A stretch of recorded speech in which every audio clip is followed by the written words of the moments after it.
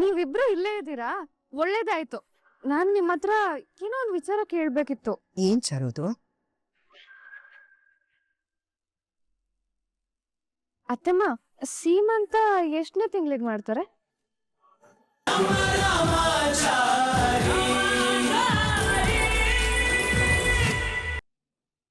ನನಗೆ ಅವ್ನ ಮುಂದೆ ಲಾಯಕ್ ಇಲ್ಲ ಅನ್ನೋ ಥರ ಅವಮಾನ ಮಾಡ್ತಾ ಇದ್ರು. ಹೊರಗಡೆ ನಗನಗ್ತಾ ನಾಟಕ ಮಾಡ್ತಾ ಇದ್ರು, ಒಳಗಡೆ ಅವನ ಮೇಲೆ ಸಿಕ್ಕಾಪಟ್ಟೆ ಕೋಪ ಕುದೀತಾ ಇತ್ತು.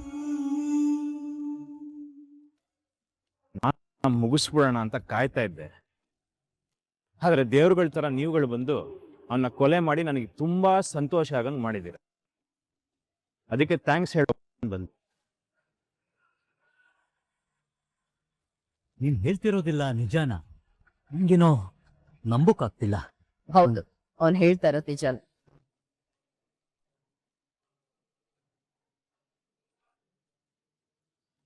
ಮನತಜಿ ಕ್ಯಾ ಬೋಲ್? ನನಗೆ ಈ ಕಿಟ್ಟಿ ಬಗ್ಗೆ ತುಂಬಾ ಚೆನ್ನಾಗಿ. ಇವನ್ ರಾಮಾಚಾರಿ ಟ್ವಿನ್ ಆಗಿದ್ರು, ಬೇಸಿಕಲಿ ಈಸ್ ಅ ರೌಡಿ. ಇವ್ ಕ್ಯಾರೆಕ್ಟರ್ ಆಟಿಟ್ಯೂಡ್ ಅಲ್ಲ ನನಗ್ ಚೆನ್ನಾಗ್ ಗೊತ್ತು. ಮೊದ್ಲು ಇವ್ನ್ ನನ್ ಕಡೆನೆ, ಆಮೇಲೆ ಇವ್ನ್ ಒಳ್ಳೆಯವನಾಗ್ಬಿಟ್ಟ. ಈಗ ಅರ್ಥ ಆಗ್ತಾ ಇದೆ ಇವನು ಬದ್ಲಾಗಿರೋ ತರ ಮಾಡಿದ್ದ ಅಂತ.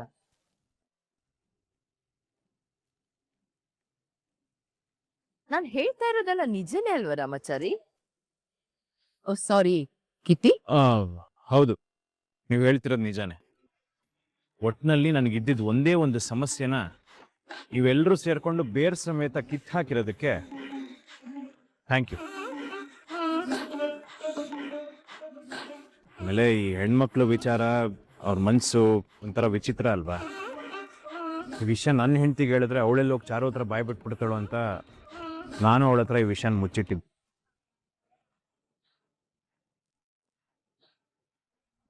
ಆಮೇಲೆ ಮಾನ್ಯತಾ ಮೇಡಮ್, ಎಲ್ಲೋ ಒಂದ್ ಕಡೆ ಚಾರು ನಿಮ್ಮ ಮಗಳಾಗಿರೋದ್ರಿಂದ ನೀವೆಲ್ಲರೂ ಅವಳ ಜೊತೆ ರಾಜಿಯಾಗಿ ರಾಮಾಚಾರ್ಯನ ಒಪ್ಕೊಬಿಟ್ರೆ ಅಂತ ನಿಮ್ಮ ಹತ್ರನೂ ಈ ವಿಷಯನ ಮುಚ್ಚಿಟ್ಟಿದ್ದು. ಆದರೆ ಇವತ್ತು ಸಂತೋಷ ಆಗ್ತಾ ಇದೆ. ರಾಮಾಚಾರಿ ಸಾವಕ್ಕೆ ಕಾರಣ ಆಗಿರೋ ನಿಮ್ಮೆಲ್ರಿಗೂ ಎಷ್ಟು ಥ್ಯಾಂಕ್ಸ್ ಹೇಳಿದ್ರು ಸಾಲದು.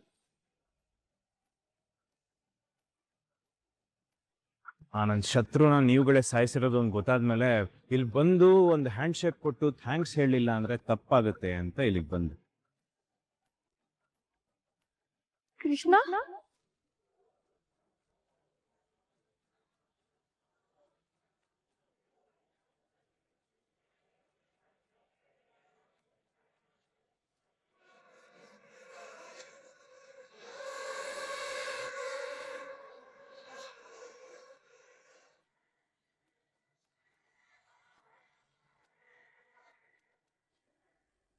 ಕೃಷ್ಣ, ನೀನ್ ಹೇಳ್ತಾ ಇರೋದೆಲ್ಲ ನಿಜಾನಾ?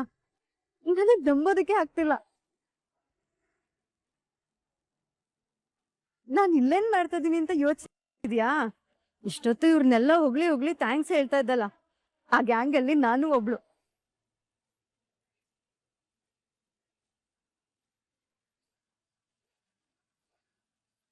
ಹೌದು ಕೃಷ್ಣ, ನೀನ್ ಅವ್ರ ಕಡೆಯವ್ರು ಅಂತ ತಪ್ಪಾಗಿ ತಿಳ್ಕೊಂಡು ಎದ್ರುಕೊಂಡು ನಿನ್ನಿಂದ ಎಲ್ಲಾ ವಿಷಯ ಮುಚ್ಚಿಟ್ಟು ಬೈದಲ್ಲೇ ಎಲ್ಲಾ ಕೆಲ್ಸ ಮಾಡಿದ್ವಿ.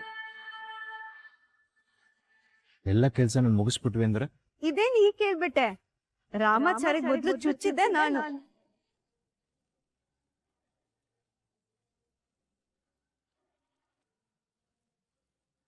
ನನ್ನ ಅಲ್ಲಿ ನೋಡಿದ್ದಕ್ಕೋ ಏನೋ ಪಾಪ ಹಾಗೆ ಆಫ್ ಆಗ್ಬಿಟ್ಟ. ಅವನ್ ಬಾಯಿಗೆ ಬಟ್ಟೆ ತುರ್ಕಿದ್ರು ಕಮ್ಮಕ್ ಕಿಮ್ಮಕ್ ಅಂದ್ಲಿಲ್ಲ.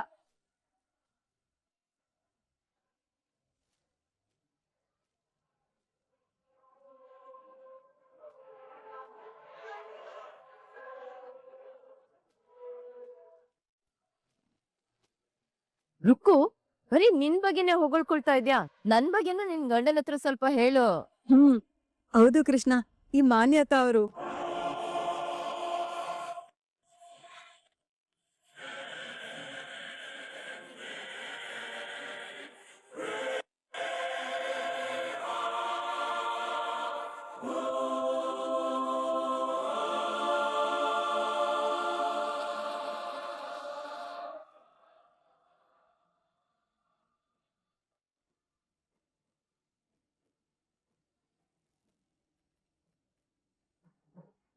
ಕೃಷ್ಣ ನೀನ್ ಈಗ್ಲಾದ್ರೂ ಬದ್ಲಾಗಿದೆಯಲ್ಲ ನನಗಷ್ಟು ಸಾಕು. ಒಂಟಿಯಾಗಿದ್ದಾಗ್ಲೇ ಹಂಗೆ, ಇನ್ ಮುಂದೆ ನನ್ ಜೊತೆ ನನ್ ಗಂಡನೂ ಇದ್ದಾನೆ ಅಂತ ಅಂದ್ಮೇಲೆ ಮುಂದೆ ನೋಡು, ಚೆನ್ನಾಗಿ ಯೋಚನೆ ಮಾಡ ಆಟ ಆಡ್ತೀನಿ.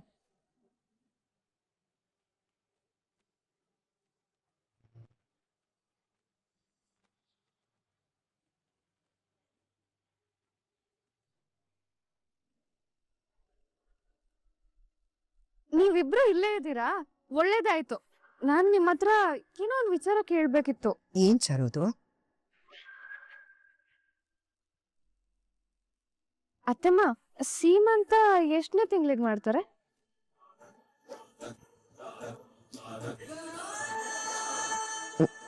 7 ತಿಂಗಳಿಗೆ ಇಲ್ಲ 9 ತಿಂಗಳಿಗಮ್ಮ.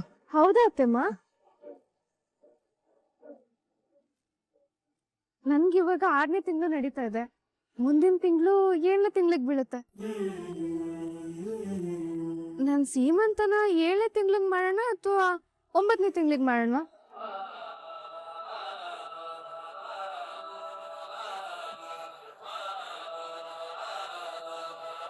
ಇದೇನಿದು, ನನ್ ಪ್ರಶ್ನೆಗೆ ಉತ್ತರ ಕೊಡದೆ ಇಬ್ರು ಈಗ ಮುಖ ಮುಖ ನೋಡ್ಕೊಳ್ತಿದ್ದೀರಲ್ಲ. ಅಜ್ಜಿ, ನೀವ್ ಹೇಳಿ. ಅದು ಬೇಡ ಬೇಡ ಬೇಡ.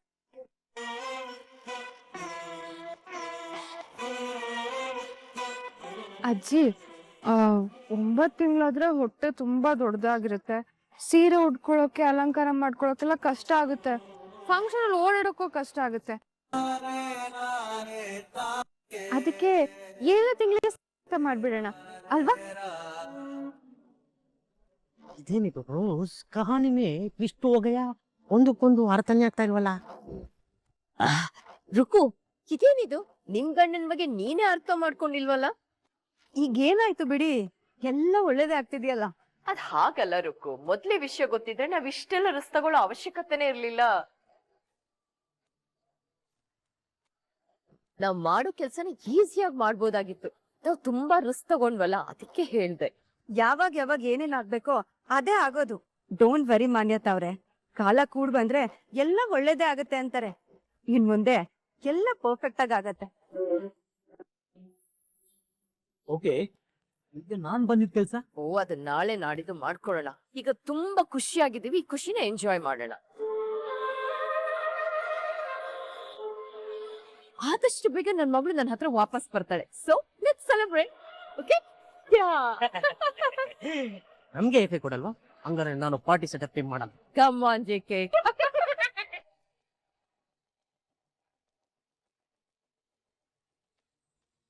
ನೀವೆಲ್ಲ ಪಾರ್ಟಿ ಮಾಡ್ತಿದ್ದೀರಾ, ಮೇರಾ ಕಾಮ್ ಅಭಿ ಬಾಕಿ ಹೈ.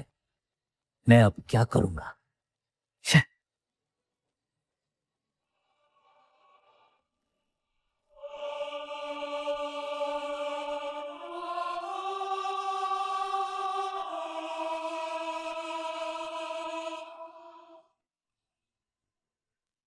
ರಾಮಾಚಾರಿಗೆ ಮೊದ್ಲು ಚುಚ್ಚಿದ್ದೆ ನಾನು. ನನ್ನ ಅಲ್ಲಿ ನೋಡಿದ್ದಕ್ಕೋ ಏನೋ ಪಾಪ ಹಾಗೆ ಹಾಫ್ ಆಗ್ಬಿಟ್ಟ. ಕಮ್ಮಕ್ ಕಿಮ್ಮಕ್ ಅನ್ಲಿಲ್ಲ. ಆ ದರಿದ್ರ ರಾಮಾಚಾರಿ ಬದುಕಿದ್ರೆ ಅಲ್ವಾ ನನ್ ಬೇಬಿ, ನಾನ್ ರಾಮಾಚಾರಿ ಅಂತ ಅವನ್ ಜೊತೆ ಜೀವನ ಮಾಡೋದು. ಅದಕ್ಕೆ ಅವನ್ನ ಹೋಗಿಸ್ಬಿಟ್ವಿ.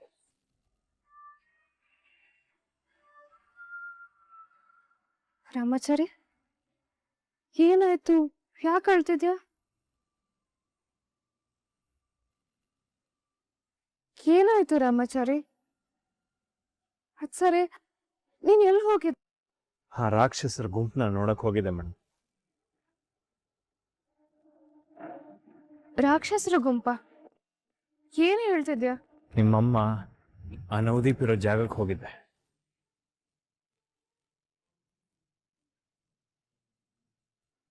ನಿನ್ಗೇನ್ ತಲೆ ಕೆಟ್ಟಿದ್ಯೇನೋ ರಾಮಾಚಾರಿ? ನೀನ್ ಬದುಕಿದೀಯ ಅಂತ ಗೊತ್ತಾದ್ರೆ ಅವ್ರು ಸುಮ್ನೆ ಬಿಡ್ತಾರ? ಅಲ್ಲ ರಾಮಾಚಾರಿ, ನಾವ್ ಅನ್ಕೊಂಡಿರೋ ಕೆಲ್ಸ ಆಗೋವರೆಗೂ ನೀನ್ ಬದುಕಿರೋ ವಿಚಾರ ಯಾರಿಗೂ ಗೊತ್ತಾಗ್ಬಾರ್ದು ಅಂತ ಮಾತಾಡ್ಕೊಂಡಿದ್ವಿ ತಾನೆ. ನಾನು ಅಲ್ಲಿಗೆ ರಾಮಾಚಾರ್ಯ ಹೋಗಿರ್ಲಿಲ್ಲ ಮೇಡಮ್, ಕೃಷ್ಣ ಆಗಿ ಹೋಗಿದ್ದೆ.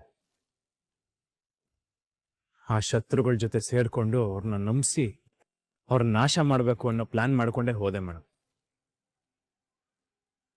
ಅಲ್ಲಿಗೆ ಹೋಗಿ ನಾನೇ ಕೃಷ್ಣ ಅಂತ ಹೇಳ್ಕೊಂಡೆ. ಸಾಯಿಸಿ ಒಳ್ಳೆ ಕೆಲಸ ಮಾಡಿದ್ರಿ ಅಂತ ಅವ್ರ ಹೇಳ್ದೆ. ಹೇಳಿದ್ರು ಸಂತೋಷದಿಂದ ಕುಣಿದು ಕುಪ್ಪಳಿಸಿದ್ರು.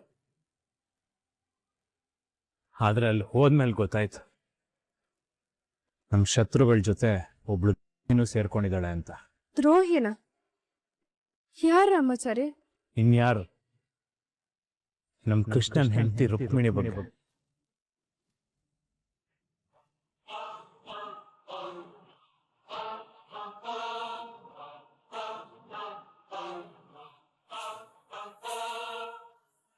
ನಾವು ನಮ್ ಪ್ರಾಣ ಒತ್ತೆ ಇಟ್ಟು ಆ ಕೃಷ್ಣನ್ ಜೊತೆ ಮದ್ವೆ ಮಾಡಿಸ್ಕೊಟ್ವಲ್ಲ, ಆ ರುಕ್ಕು ಬಗ್ಗೆ.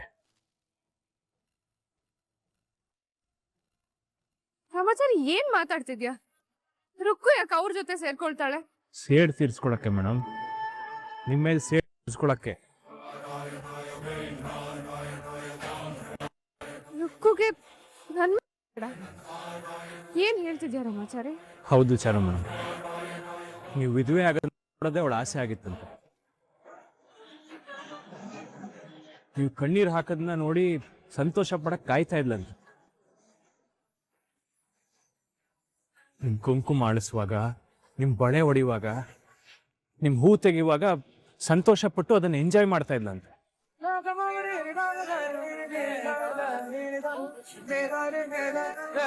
ಅಷ್ಟೇ ಅಲ್ಲ ಮೇಡಮ್, ಅವಳಿಗೆ ನಮ್ಮಲ್ಲಿ ಎಷ್ಟು ದ್ವೇಷ ಇದೆ ಅಂದ್ರೆ, ಕೃಷ್ಣನ್ ಸಾಯಿಸುವಾಗ ಮೊದಲನೇ ಸತಿ ಚಾಕು ಎರೆದಿದ್ ನಾನೇ ಅಂತ ಹೆಮ್ಮೆಯಿಂದ ಹೇಳ್ಕೊತಾ ಇದ್ಲು.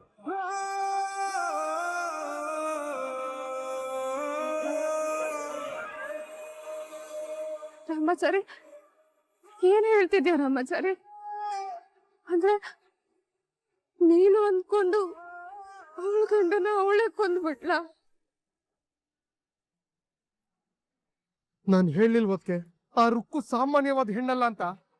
ಈಗ ಗೊತ್ತಾಯ್ತಾ ತನ್ನ ಗಂಡನ್ನೇ ಸಾಯಿಸೋ ಹೆಮಾರಿ ಅಂತ? ಕೃಷ್ಣ ರುಕ್ಕು ಒಂದಾಗ್ಬೇಕು ಅಂತ, ಅವ್ರ ಸಂಸಾರ ಸರಿ ಮಾಡ್ಬೇಕು ಅಂತ ನಾವೆಲ್ಲರೂ ಎಷ್ಟು ಕಷ್ಟಪಟ್ವಿ. ಅವಳು ನಮ್ಗೆ ಕೃತಜ್ಞತೆ ಹೇಳ್ದೆ ಇದ್ರು ಪರವಾಗಿರ್ಲಿಲ್ಲ.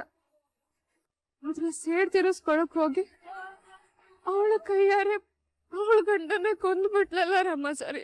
ಅವಳೆ ಕೃಷ್ಣ ನಿದೆಗೆ ಮೊದಲು ಚಾಕು ಹಾಕಿದ್ದವಳೆ, ಅದನ್ನ ಅವಳೇ ಹೇಳಿದ್ದು.